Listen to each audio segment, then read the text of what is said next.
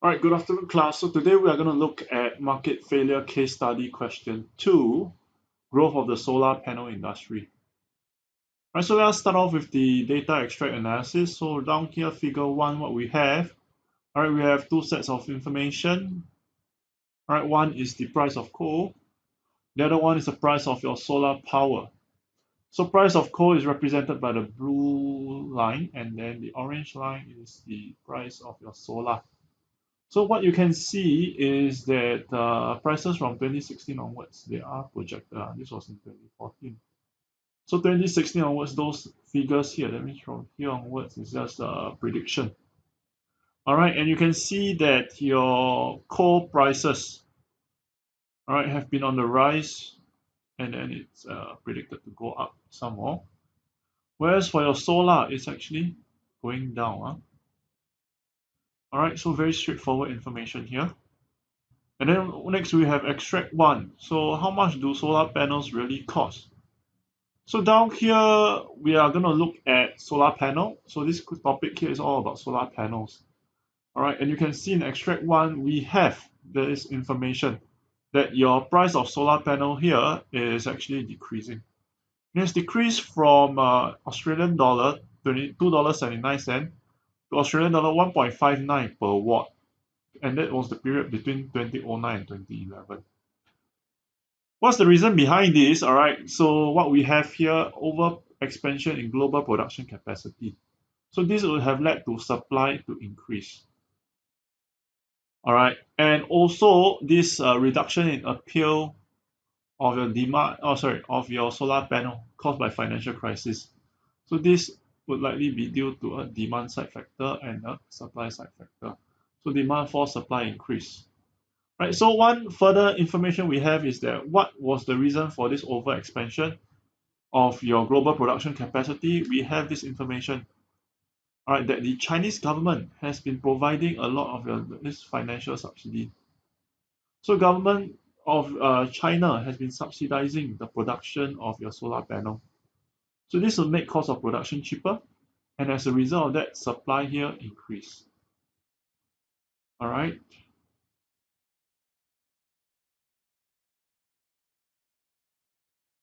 So next we have extract 2, why China is leading the world in solar power. So we have this information about China.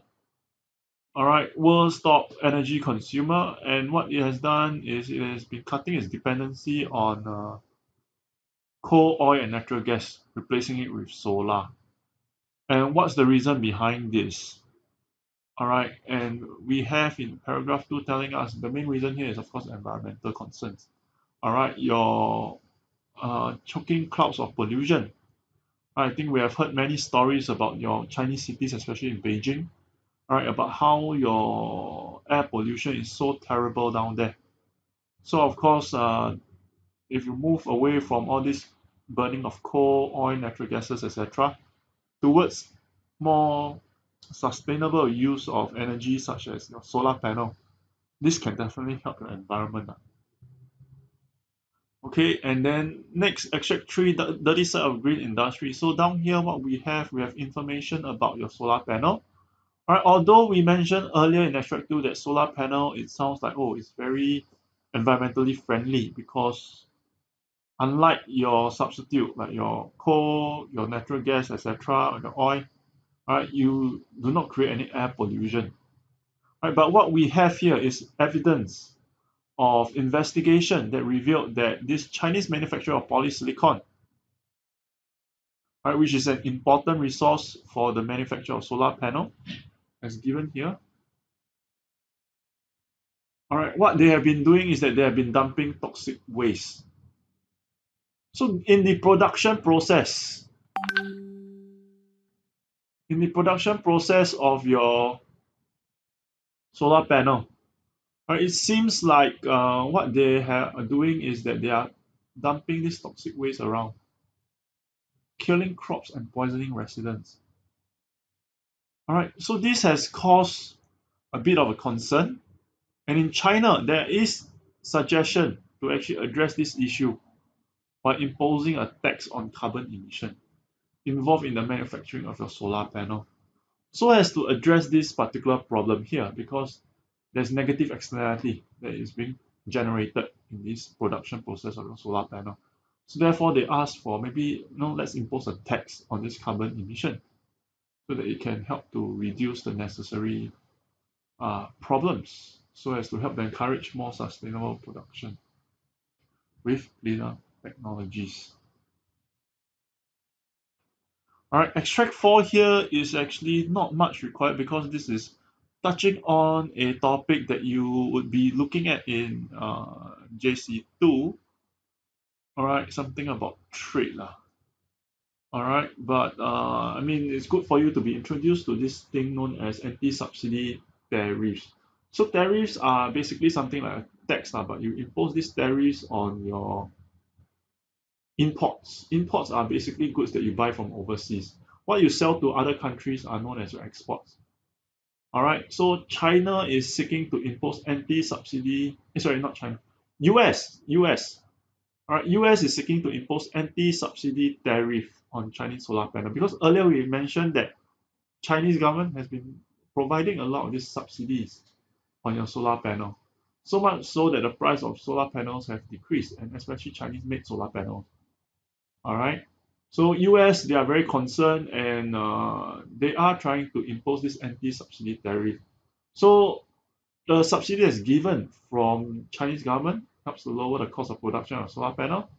So when you sell in the market, the price of this Chinese solar panel will be relatively cheaper. All right, and US, they are concerned about this because US are importing quite a fair amount of these solar panels into US. All right, and when they import this Chinese solar panels, particularly because it's cheaper, that's why they're importing it. So what happens here is that your domestic US solar panel producers, they will lose out because your US citizens are buying a lot of this Chinese solar panel. So this will become a problem in terms of your trade, or in this particular account known as your balance of payment. You'll learn this, like I said, in JC2. So hang in there. We will talk more about this when we move on to JC2. But this is just something simple for you to understand. If you can, no problem. If you cannot, it's fine. Because we are not going to use this extract as much. All right. I think down here we also learned that although these anti-subsidy tariffs are being imposed on Chinese solar panel, but the impact on these Chinese manufacturers is not as much. All right, because Chinese manufacturers, they are moving away from the US market. Demand there is very slow. All right, so it's not so much of a concern here lah. All right. Okay, so I will help you with your high order question, question C part 2. Down here, what we have, extract 3, highlight the use of imposing a tax on carbon emissions. So earlier we mentioned about this tax on carbon emissions, so policy here. This is very much a policy question. So what you want to do is you want to do a HEL approach. So discuss the effectiveness of this in bringing about more sustainable production.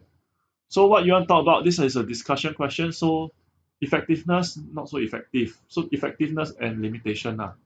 So basically what you want to talk about, you want to talk about how the tax policy work. How is it effective? Effective in doing what? Effective in bringing about OQS. All right, your socially optimal production level. Then your antithesis will be the limitation of your tax policies. All right, and in the context of your solar panel production. All right, so very straightforward question. Thesis here, effective in bringing about. So you have to talk about how the tax policy work.